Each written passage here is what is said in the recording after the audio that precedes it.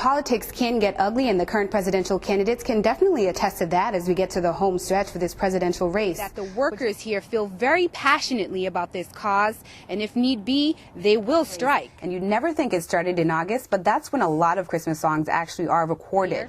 So whether or not to buy a Christmas tree freshly cut or just go for an easier option, buy one in the store. $80,000 redoing this former bedroom into what it is today. The buyer has to have a specific interest in turn-of-the-century architecture, so the family can be made at any Alliance Bank branch. That the home had no working smoke detectors.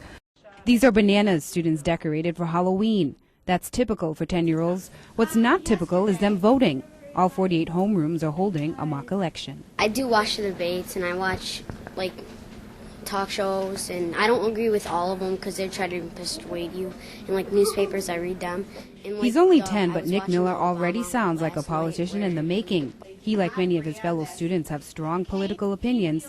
Each class is assigned a state, this one being Rhode Island, and later the results will be tallied. It's the first time the school is holding a mock election, but they have definitely done their homework. I am for McCain.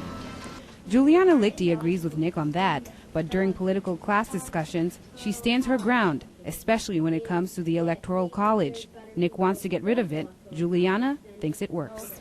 I'm thinking when there's all this debate and all this peer pressure, they'll go their way to most likely the right way because they're so educated. They know all the information. They're probably watching all the debates.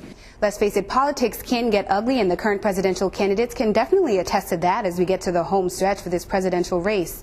But Juliana says the candidates can actually learn from her class because although their opinions are very different, they respect them all. We don't interrupt. We try to stay calm. We try to listen what they're saying so we can get an idea what they're saying, why they're against this, and why they're not agreeing with the other person. Every day, teachers pick one president from this wall to discuss in class. Now the question is, who will be next? In Cicero, Angelique Piccolo, CBS 5 News. Morning, Catherine. Today's demonstration is scheduled at noon at the Syracuse Federal Building. Officials at the Syracuse Peace Council say they're deeply saddened by all the death and destruction underway in the Gaza Strip, and that since the U.S. government plays such a critical role in the Middle East, it's time U.S. citizens took a stand to all the violence. Today's demonstration will call for the U.S. government to demand Israel to end its assault on Gaza and the ongoing economic blockade there. It's also calling for a ceasefire on both sides, an end to Israeli settlement expansion, for Israel to respect and honor international law and UN resolutions, and to resume peace negotiations with the Palestinians. One Gaza official now puts the Palestinian death toll at 364, with about 1,400 wounded. The Syracuse Peace Council is the oldest social justice organization in the country. For more information on their emergency demonstration scheduled for today at noon, log on to our website at WTVH.com and click news links. And of course, stay with CBS 5 for the latest coverage on that demonstration at noon. In the newsroom, Angelique Piccolo, CBS 5 News. This is 8410 Hobnail Road in Manlius, and it's on the market. Keller Williams Realty is selling this immaculate home, so come on in and let's take a peek inside. It's elegance and fine living inside this nearly 7,000 square foot colonial. The 15-room home features 6 bedrooms, 4.5 baths, a finished basement fit for socializing, working out, or just relaxing. It's definitely easy on the eyes, but the pool of potential buyers is very specific.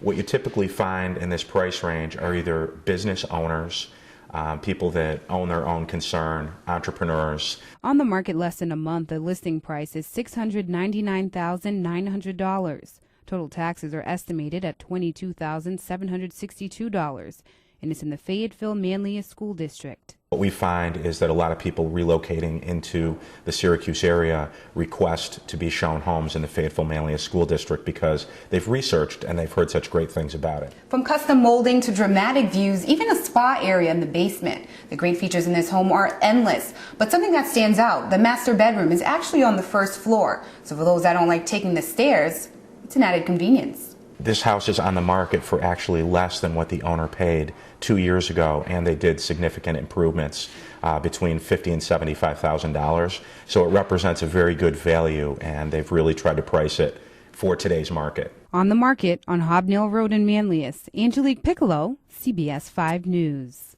Friends and family of Bassesi say his strange behavior all started when he was hit in the head at a bar fight. That's when they say he started saying strange things like being an undercover agent. And in court today, he admitted to killing his parents because the CIA told him to. He had told them that in the past, and they just kind of pushed it aside as one of his many ramblings. They're ramblings that eventually led to murder. Joseph Bassesi killing both his parents and then stuffing one of their bodies in a septic tank on the family property in Elbridge. With swollen, sunken eyes, Bassesi listened as both the prosecution and defense read several medical exam reports. They show Bassesi suffers from several mental disorders, including paranoia and schizophrenia. He certainly understands what's going on in court. He understands the nature of the proceedings. The question that the psychiatrists were asked to answer was whether or not he understood that the nature of the offenses were wrong when he committed them, and they have both agreed that he did not. Bassesi claims to be an undercover marshal, and he got military orders to kill the imposters posing as his parents before they killed him. As bizarre as this may all sound, the district attorney says this case is not a laughing matter. Take away the stigma of reaching out for help for someone who has a mental disease or problem. You wouldn't think twice about rushing your kid to the hospital if they had appendicitis. Why should it be different if the kid has a problem with their brain? It's not yet known how long Bassesi could spend in a mental institution, but his surviving family members are in full support of him finding help for his mental illness, and they say they're willing to testify in his defense. In the newsroom, Angelique, Piccolo, CBS 5 News.